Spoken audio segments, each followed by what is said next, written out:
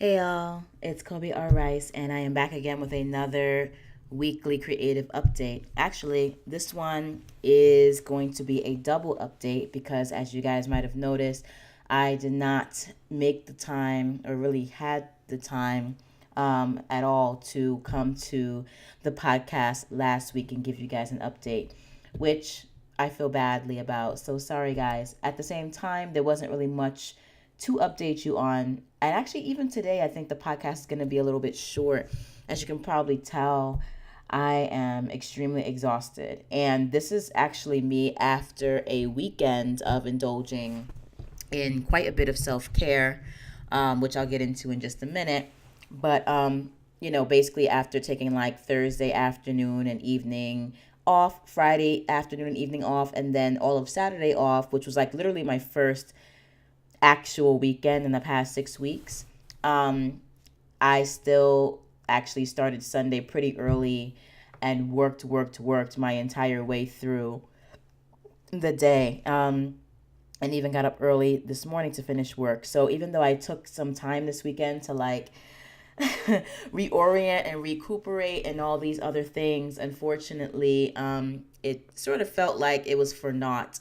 But I'm not gonna, complain too much. I did have that time to recuperate a little bit. I think I should have just probably um, taken my work day and put it in like on the Saturday or something, or on the Friday, and then not worked at all up until today.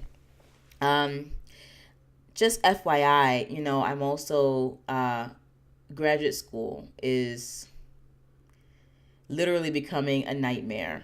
Again, like I try to come to this podcast every single week with like positivity and energy and whoop whoop yeah yeah, but today I'm just kind of like not feeling it, and I've sort of just realized that the next 3 weeks up until spring break, which is like at the beginning of March, will probably be me literally zombieing my way one day at a time to through the next 3 weeks until we get to our break. So it's not exactly like my proudest moment, but it's really the only way I'm going to survive any of the many things that are occurring in the next 3 weeks. So having said that, as a part of me attempting to sort of regain control over the fact that graduate school is out of control, I again am trying to take a step back. I'm going to recuse myself as much as possible, not just from academia, but from like the people in it.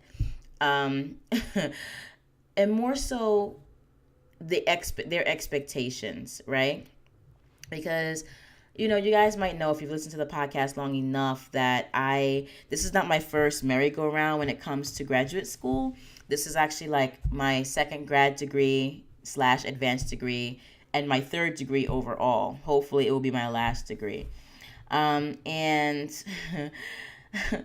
so my graduate program prior to this one was run very differently. It also had its challenges, absolutely.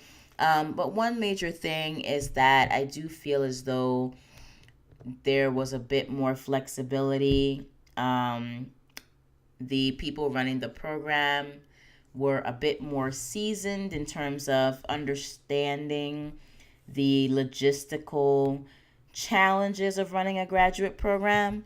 And again, this is not me trying to insult my current program at all, but it is a new program. So, all of us are sort of in this interesting little learning curve where we're trying to create a culture but also use tried and true methods, and so sometimes things go a little wonky. And one thing that's wonky for me is me just trying to figure out sort of like where I begin and where the program ends, or where the program begins and where I end, or where the program ends and where I begin. Third time's a charm.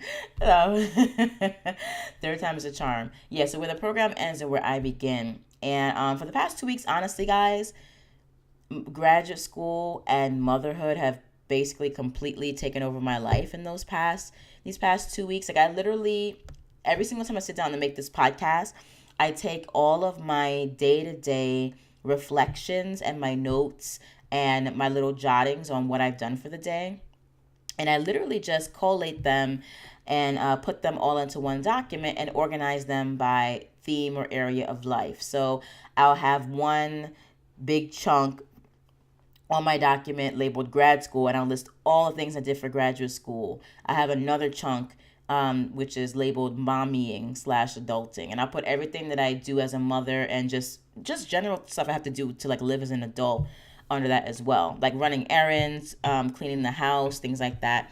I have a self care section. I have a section for Rebel Ragdoll, for author marketing, for writing, for world building and plotting and things like that. For blogging and vlogging. I have a whole bunch of different sections under which I list every single thing that I have done for each day during that entire week that I'm reporting on. And guys, I'm literally looking at my graduate school section for the past 2 weeks, and it takes up the majority of the page, followed by mommying slash adulting, only because my daughter is in daycare. If I didn't have her in daycare, that would probably be the majority of my day, or the majority of my week. Followed by, thankfully, because I seriously consider myself to be like super valuable and important to the point where I need to take care of myself. But the second biggest chunk on my weekly sort of day-to-day to-do list is the self-care chunk. So I did a lot of which actually sort of came in last minute as I took care of myself this weekend. Like I do even list all the things that I do for myself with my self-care, because I like to see quantitatively how much of the literal notes page each section is taking up. And quantitatively, like, the graduate school section is twice the length of my self-care section. And the mommying and adulting section is about 2/3 the length of my graduate school section. So graduate school, being a mother, and taking care of myself basically make up the majority of my day, usually, but especially these past 2 weeks, because I had all of these projects due.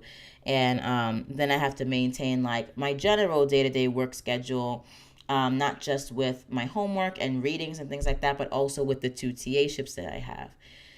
So as you can imagine, there's a lot going on there, and I'm just like beat.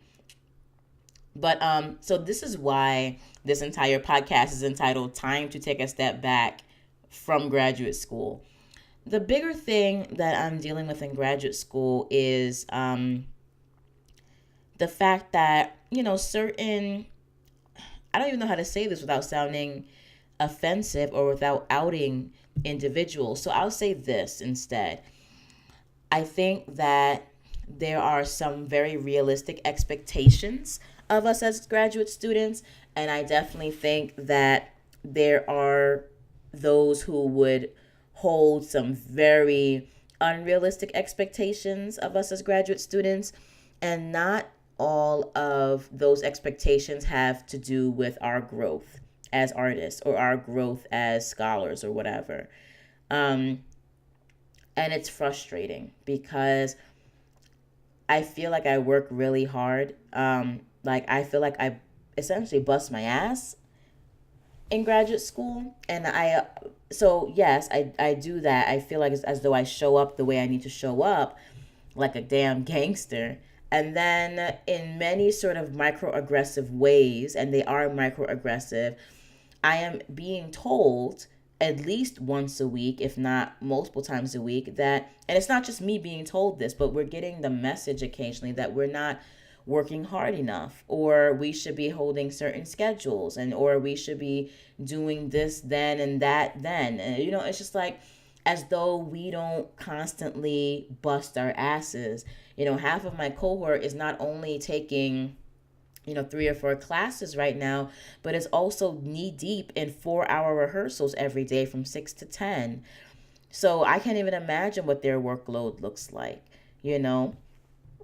I would just say it's lucky that they only really have themselves to think about in terms of like, day-to-day things. They don't have like a child like I do or whatever. And this is not to say woe is me. I'm recognizing everybody's workload as it is. Their workload is insane, and I would be very, very concerned if they also had like, a family or other obligations or a job to report to outside of graduate school. They would literally just have a breakdown. Um, Likewise, on my end, I'm not in rehearsals yet, but I am taking a credit load that's really heavy. I'm working two TA shifts. I have a child as a single mom, and then on top of that, I have my business going on outside of this. Because although, like, the funding for the program is decent, I'm not complaining, but I do have a child to raise and a life to support that requires extra income and extra things, and that's just the reality of the situation. And it's not really about getting sympathy or pity or boo-hooing or crying, or it's not about that. So, for those of you out there who are kind of trolls and assholes and are constantly telling people that they're whiners and snowflakes, like, fuck you, basically, is what I have to say to you guys. But, like, presenting real, concrete, real life situations is not about trying to get sympathy. It's just about being real with your reality, okay? And sometimes I think there are those, who are in our lives, whether those be our intellectual lives or personal lives, who don't share your reality and who do not really care about what your reality looks like, because, you know, they have these expectations that, again, are not really for you, but are for show. And I'm really pushing back against that while also trying to be a good graduate student. And the main thing, again, that makes me frustrated and why I'm so exhausted, and you can hear that in my voice and see it in my face today, is that I work pretty much all the time with some spots for taking care of myself. Like at the end of my day, I want to spend time with my daughter. And that's usually from like 6 p.m. to 9 p.m. until she goes to bed. And I don't feel like that's anything I need to change or edit or, or feel badly about, because I have to be a mom. I have to be there for my kid. And on top of that, I enjoy actually spending time with my kid. Like, I love her and she's amazing. So who wouldn't want to spend time? I mean, some people don't want kids, and that's totally fine. I was on that train like years ago, but I have a child, whether I want a child or not, I have one, and I have to put that time in, and I want to put that time in. So during that time, I'm not working. But then after that time is over with us spending together, I'm going to sleep, and I'm not going to get 3 to 4 hours of sleep just to make everyone feel as though I'm working my ass off in this program. No, I'm going to get my full 7 hours, because I spent literally 4 years not sleeping well after I became a mother. And even previous to that, when I was like younger and my body could handle being abused, I would put in less sleep because I was working on my side business or whatever.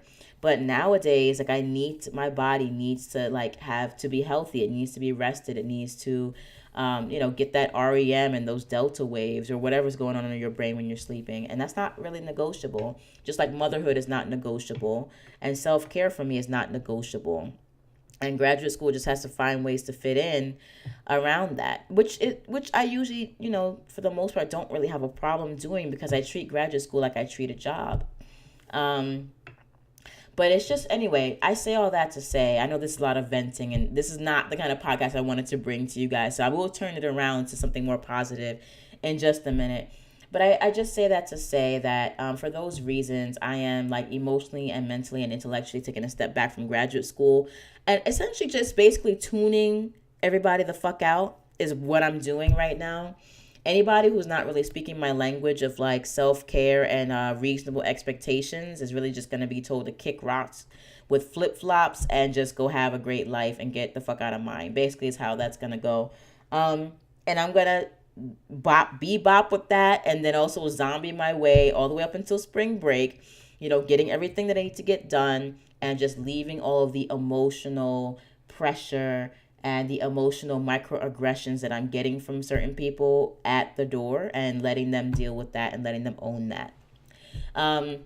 So I am taking a step back in that way from graduate school. But just to give you a quick overview of what I was doing these past 2 weeks while I was gone in graduate school, basically, I literally taught 2 classes, one on blackface and one on Gothic architecture, which is insane. I enjoyed teaching those classes, but the preparation was a lot of work, as it should be. You should come to class prepared and ready to educate and, do the damn thing. But, that was a big part of what kind of set me back uh, in that week that I didn't post an update for you guys that week before because I was busy preparing for that.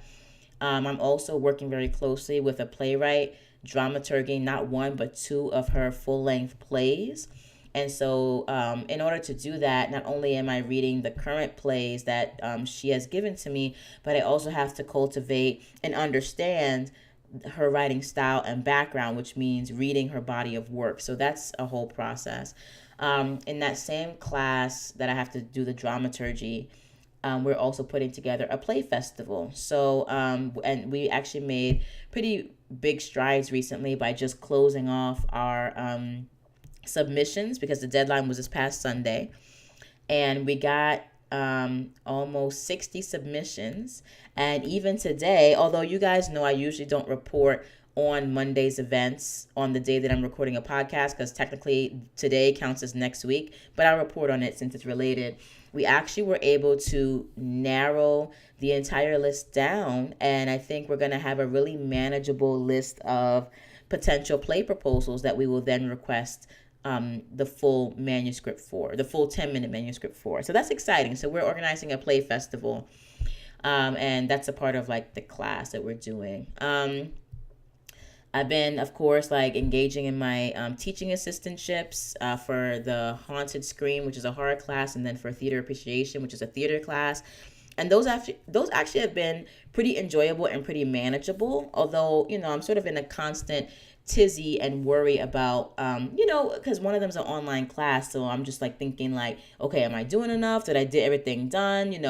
So anyway, these are the sort of things that you deal with when you're changing mediums, but no complaints really on that front at all. Let's see. Also had a couple of papers that were due. So literally I had less teaching day, a paper, and then another paper, like all between one Monday to like the following Tuesday. And then from the following Tuesday on, I was catching up with all the other things I had pushed to the side to focus on those big projects. It is what it is. Lots of reading, lots and lots of reading, and also lots of grading. So I had almost 200 papers to grade over the weekend. I got over 100. I think I got over 120 of those done. And now I just have to catch up with the grading for the other class, which is fine. Like it works out fine, which is what I'm going to do right after this podcast. And also reading a bunch of plays and just everything. So there's been a lot. And in addition to that, I'm still dramaturging the play project that I told you guys about that I was collaborating on with my friend and colleague, Teray Fowler Chapman. They are working on a play right now about a local artist, which is amazing and incredible. And so I've been tangentially involved with that. And, I think I told you guys a few weeks ago how I was supposed to be involved with that development process as a part of one of my classes, but unfortunately through a miscommunication, not on my end, that fell through for the class. And so now, because I feel like I really do want to support the development of this piece of work, I am working with Teray outside of that class structure in order to help them develop their work. So that's still exciting. And I actually need to do that because I think I owe Teray some notes. So I need to get on that. Like I said, lots of mommying and adulting. Yes, I do write that down every day because some people don't see being an adult, or not even being an adult, but people don't see like motherhood or parenthood as a job or as work. And I actually, when my daughter was first born, like I felt like I wasn't really getting much done during the day, particularly in like 2016. I just was like, man, I only did, one or two things having to do with my writing or my business today. Like, where did the hours go? And I knew that I was like, basically a full-time stay-at-home mom, but I never really itemized all the things that I did during that day. And so this is actually one of the reasons why I started itemizing everything that I do, because I needed to see where my time was going. And once I started to do that in the beginning of 2016, I realized just how much of my day being a mother was taken up. Like I would like record everything from woke the baby up, or the baby woke up, because I don't wake sleeping children unless I absolutely have to. But the baby woke up, cooked breakfast, fed baby breakfast, cleaned up after baby, got baby dressed, changed how many diapers today, played with baby on floor, went out for a 2-hour walk with the baby, came back with the baby, fed the baby lunch, fed the baby dinner, cleaned up after baby, played some more with the baby, watched a great, kids show with the baby, cooked and cleaned just in general, like clean house today, gave baby bath, put baby pajamas on, brushed baby's teeth, put baby to bed, which sometimes would take an hour or more. You know what I'm saying? When I started really itemizing what motherhood was looking like on a day-to-day, minute-by-minute basis, I was like, oh, this is where my time is going. I really shouldn't feel like a failure. I need to just give myself props for being a really amazing mom who takes great care of her child every single day. And I need to be recording it so that I recognize that as one of my probably primary achievements that will continue to be an achievement every single day until I'm able to get her into daycare. And now, of course, the daily mommying sort of section is not as big, but it's still very consistent. And it's still something that, again, takes up time, and rightfully so. And I don't regret it. But yes, really recording and itemizing motherhood just to give myself a visual understanding of where my hours were going helped my self-esteem so much, because it made me feel like I actually was doing something with my day. And it also just made me realize how much effort I was putting into being a mom. And I know this sounds kind of messed up, but I was able to, in a sense, quantify motherhood, which is hard to do, because people tend to think that motherhood is not a big deal and it's not hard. But when you really itemize and add up the many things you do just logistically, this is not even talking about the intellectual, emotional, and spiritual work of motherhood. This is just a logistical how to keep your child alive when they are 0 to 3 years old, sort of documentation. When you do that, that's very powerful. When you can show somebody a list of things that you did every day and be like, this is what being a mother looks like. I didn't even get to take a shower today. I nursed for half of the damn day. Like, that's powerful. And I wouldn't even say that it's powerful because you can show other people. It's powerful because you can show that to yourself and really draw a sense of deep self-esteem from the fact that, like, you're a gangster mom who does a great job being a mom, who can also by some miracle get at least 2 or other 3 things done during the day. And even if you can't, you're still a gangster mom, because raising a whole damn life is not something to sniff at. So that's my little spiel and my little motherly encouragement. So yes, I definitely did though catch up with self-care. That's super important. I will literally fail out of graduate school if it means that I took care of myself while doing it. I do not care. So again, this is about me putting my expectations first and putting everybody else's expectations of me not even second, third, fourth, or fifth, but literally last. Like not even really on the radar.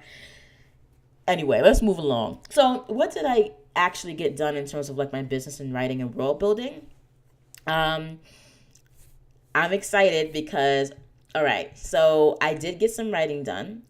It's not as much writing as I wanted to get in the past couple of weeks, like not even close.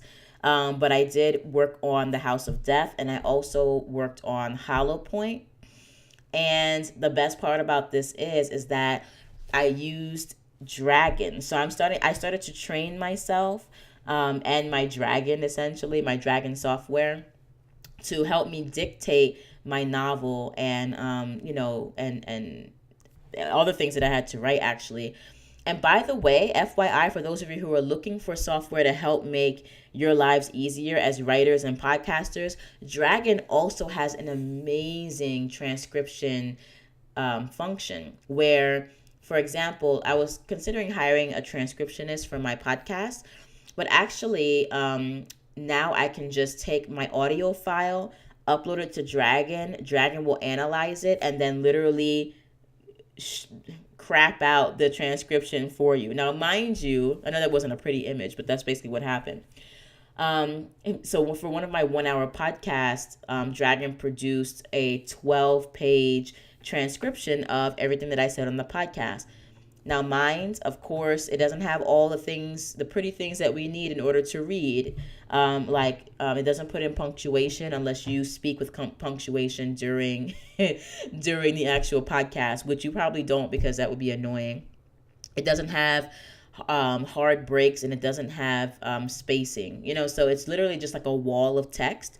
But if you're trying to find a way to just at least get the words on a page where all you have to do is go through your text and sort of format, delete, and things like that, and you don't feel like actually going through your podcast and listening and rewinding to transcribe it yourself, Dragon is really amazing at that. So probably one of my projects over the summer will be to put all of my podcasts through Dragon, transcribe it, and then either pay to have somebody format it or just format it myself. But it will cost a lot less time and a lot less money because it's already transcribed. So that's really exciting. But the biggest part about that is that I've been using Scrivener and Dragon together in order to transcribe not only my podcast, but also to dictate the things that I actually want to write. So I'm not in a groove yet where I'm, churning out thousands of words each day. That will definitely take time. And I knew that was going to take time because whenever you're learning new software, there's always a learning curve. But also Joanna Penn, she dictates, and she has been very explicit about the fact that Dragon is helping you to develop a brand new habit that you might not be used to. And you just have to keep basically working at it until you're at the speed of dictation that you want for yourself. So that's my whole point. But I was super excited. I literally sat down for like 2 to 5 minutes and I just started talking, even though I was kind of self-editing, and I got out almost 300 words. That's really freaking exciting. Honestly, if I could get out 300 words with just 5 minutes of talking, where I'm actually sitting and thinking and pausing and also adding punctuation, just imagine once I get into the groove and I sit down and I talk for 30 minutes or an hour, how much I can actually quote write. That's really powerful. So I love Dragon. In short, highly recommend it. It is an investment of at least $300, maybe another 100 if you are going to do like the handheld microphone or the Bluetooth version where you can walk around and dictate. That might set you back then $450. I probably will invest in a handheld microphone or in a Bluetooth microphone because I do like to be mobile, and I do feel like it helps me to break out of my editor's mind when I'm moving around and doing other things. But in short, if you just want to be that person that sits at the desk with their, Yeti mic and just dictate, Dragon is amazing. And I always get a little bit weird about investing large amounts of money in my business. I love to do it, but it's like part of me is wondering, well, what if this sucks? What if this actually doesn't work? But no, guys, Dragon works. Get it, buy it. As soon as I can find an affiliate code for it, I will most certainly be putting that on the video. Until then, you can be assured that the link that I include to Dragon below has nothing to do with giving me any sort of money whatsoever. I'm just really excited about this product. And as you guys know, I do not advertise anything that I myself do not use and that I'm not a huge fan of. And Dragon, I give a whopping 10 thumbs up. If I could have 10 thumbs to put up, I would. Actually, now that we come to it, another thing, I'm just going to kind of segue from that into the software and the artist studio that I essentially just created for myself, which is pretty incredible. I built or I wouldn't say I built, but I put together an artist studio on my computer. And that my artist studio, it does not include Dragon's on my laptop, but for everything else, I put together a studio that allows me to basically run an entire media empire from my desktop, which is amazing. So I have ScreenFlow software, which I also highly recommend if you are going to be a blogger, infopreneur, if you're going to be someone who creates and sells courses, and you need an easy way of recording not just yourself, but also what's on your computer screen and editing those things either together or separate. ScreenFlow is amazing. For a while, again, I stayed away from buying and investing in these kinds of things for my business. But once I made the investment of ScreenFlow, it's not only an amazing piece of software, it's super easy to use. The interface is so amazing. You can literally record tutorials right off of your desktop screen. Then you can edit the tutorials as you want. You can add in subtitles and little transitions and things like that if you want to. But you can also do guided tutorials where, as I said before, you can be recording yourself and recording your desktop screen at the same time. So you've seen those online classes where there'll be like these webinars or classes where somebody's showing you a slideshow, and the slideshow takes up the grand majority of your computer screen, but then you can see the person's face in like the bottom right hand corner as they're giving the lecture and leading you through the slides. ScreenFlow allows you to do that. I do not know of any other software except maybe Camtasia for PC, which I don't use because I use Mac. I can't think of any other software aside from ScreenFlow and Camtasia that does all of these things so smoothly and beautifully and effortlessly. ScreenFlow right now I think is like $130. It's a major investment if you ever want to be anyone who teaches courses online, records vlogs. Even if you never want to teach anything, maybe you just want to record lots of vlogs. Or you're a gamer who wants to, record gaming tutorials, but also show people your face and your experience. Like it really is a perfect tool to use. And this is also great, again, for, putting together courses and stuff like that. Highly recommend it. So that's a part of my artist studio. I also, and I'm so excited about this, downloaded the Unity software for creating 3D and 2D games for gaming platforms like Steam, PlayStation 4, Xbox One, etc. And I also downloaded the Unreal 3D engine as well.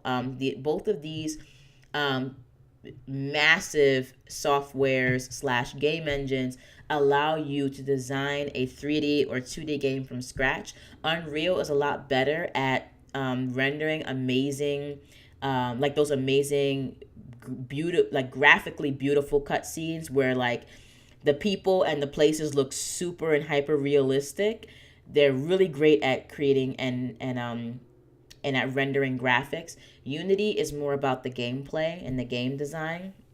Unreal has pretty good game design too, but if you're looking for something on the level of like say Assassin's Creed, Unreal is probably the better engine to go with, although they've created their own special engine for Assassin's Creed. But in terms of rendering great graphics, like on the level of Assassin's Creed and all the new games you see out, Unreal is probably the better engine to go with. But if you really just want to get your hands dirty in learning how to put together 2D and 3D games with assets, with and use programming and things like that, Unity is a great place. I will be using and learning both.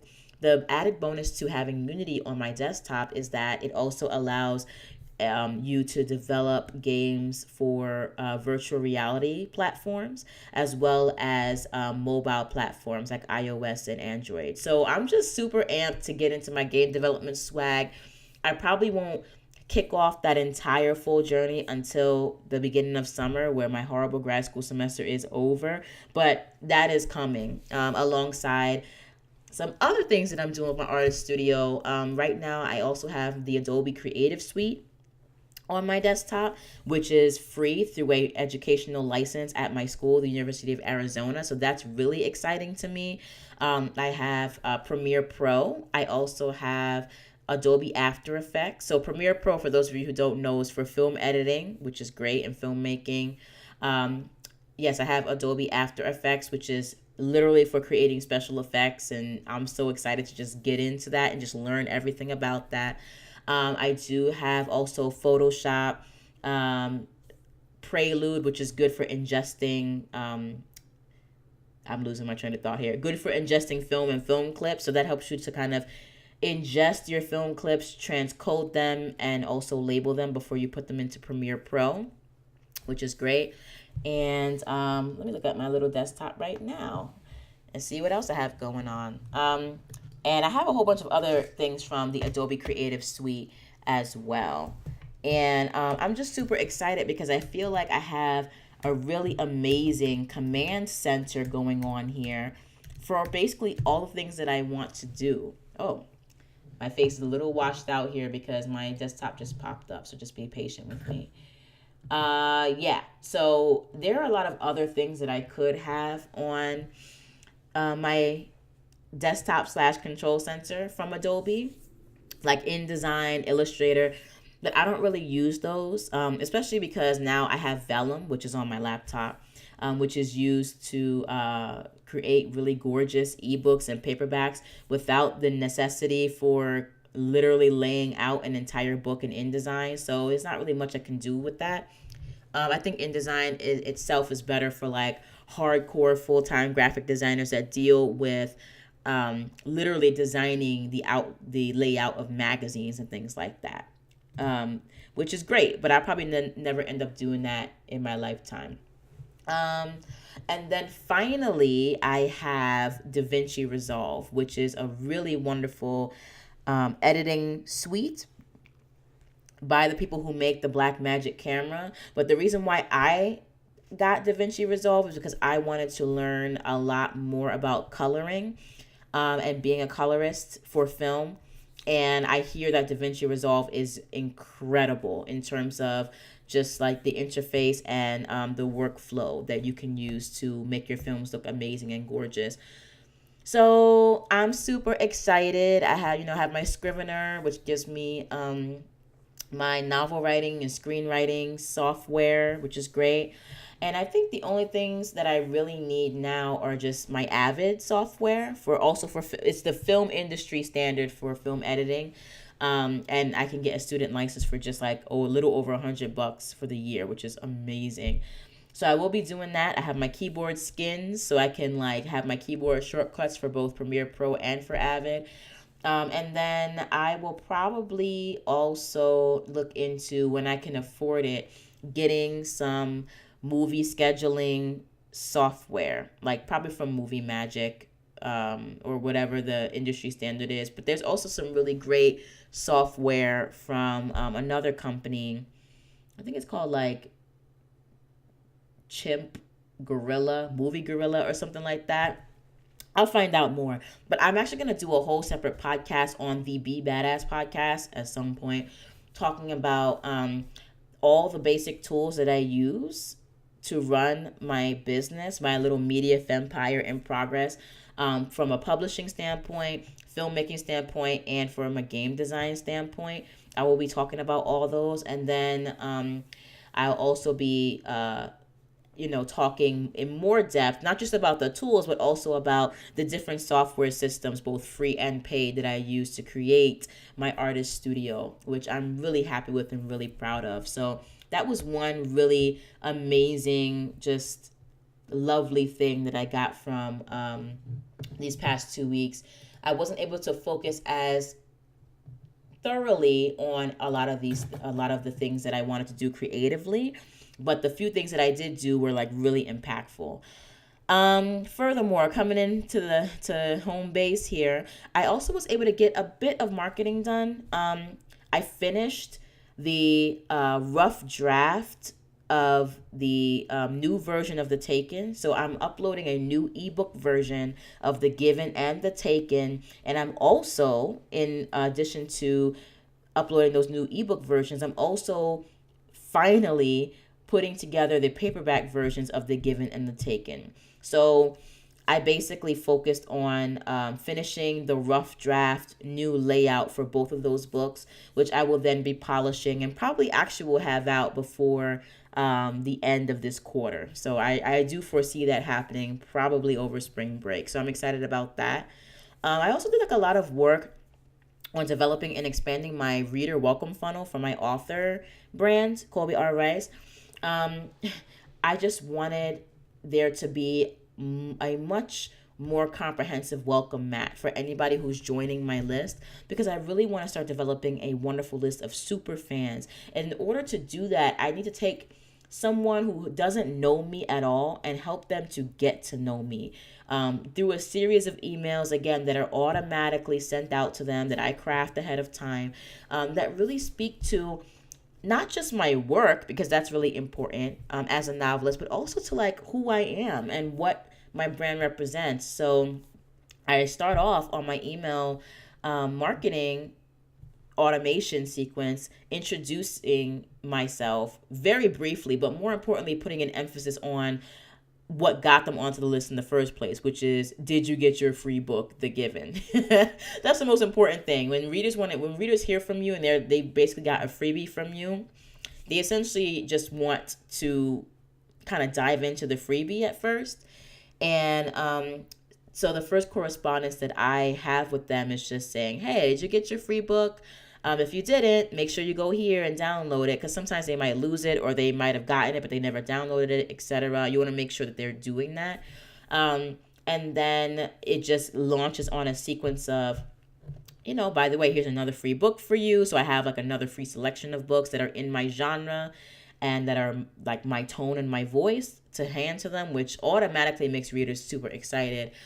And then there's some other emails that they get over the next few weeks. And a year from when they sign up for my email list, they get a, hey, thanks for being on my list for so long. Now that we've been on this journey together, let me introduce you to Rebel Ragdoll, my media empire. So it's literally, a series of emails that come in over the course of a year. It's only about 10 emails that are spaced out either a week apart. Some of them are spaced out like days apart, then a few weeks apart, then a few months apart, then a year. So it's not like I'm hitting them with emails every single day. But I really just want to know who is still on the list and still opening my emails at emails 8 through 11, Who are the people who are that interested in my journey as an author, who are on my list for so long and are opening and reading the email about Rebel Ragdoll and about our like my mission to like help women become more seen and more heard in the media industry. Those people, I would say again, between emails 8 through 11, all those people are the group that I really, really want to focus on growing. That's the super fan group. Okay.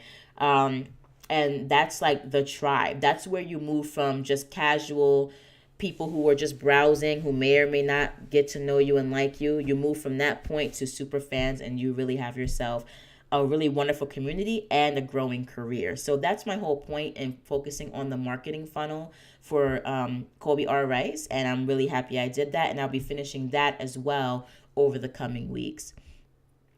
Let's see. As for New Adult Noir, I told you guys that I was going to pull back, and I did. I finally announced to my participating authors from all of last year, who, I have over 300 who participated in one of several or at least one promo.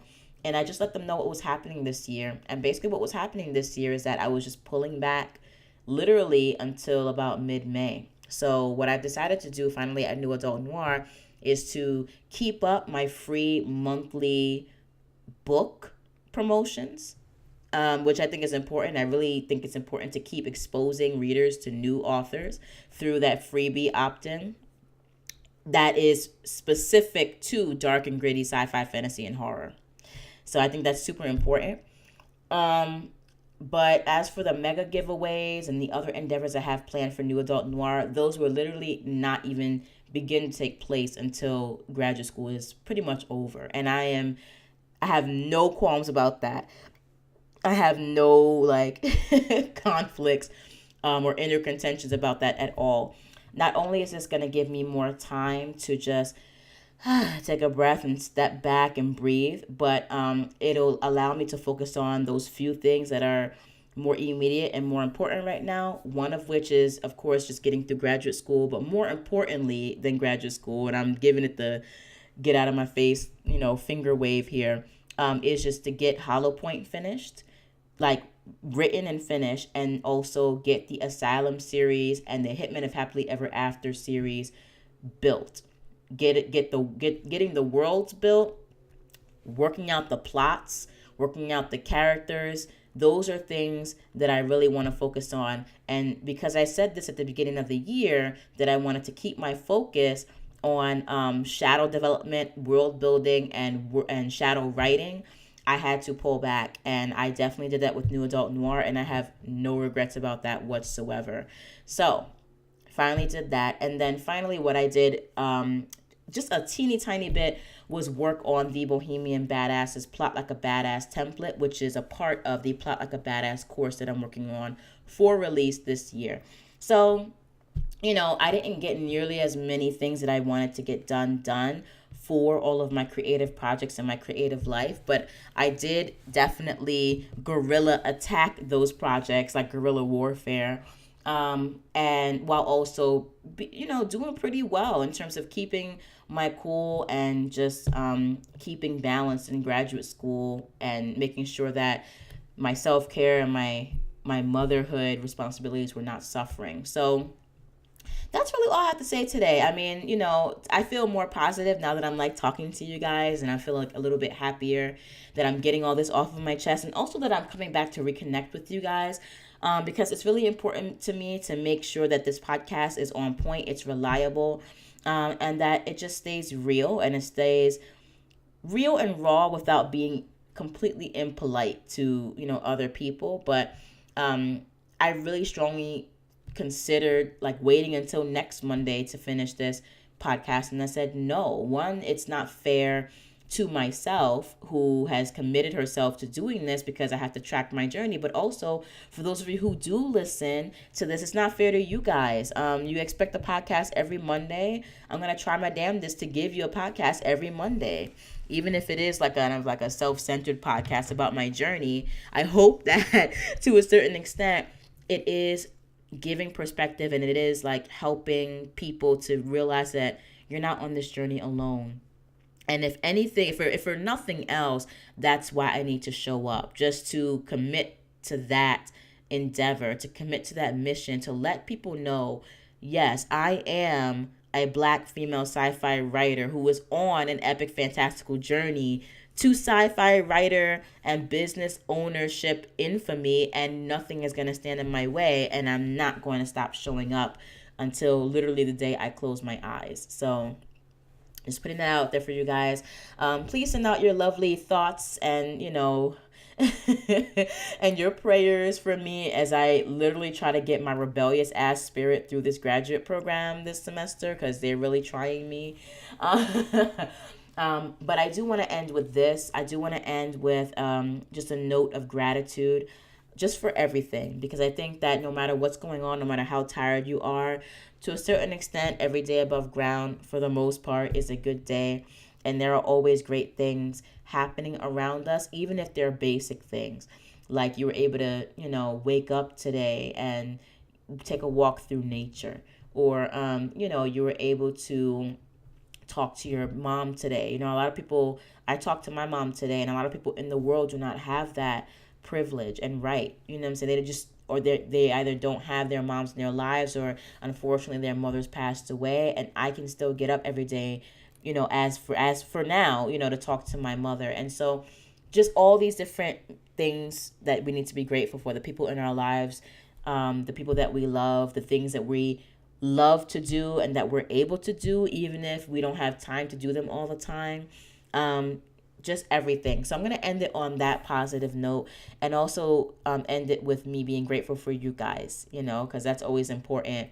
Thank you for being on my journey with me, and thank you for understanding when not every single one of my podcasts is like shooting through the roof with positivity, but you guys make me feel so much more positive. So I'll end it with that. I will be back next week because I will keep making time for this podcast. Do not worry.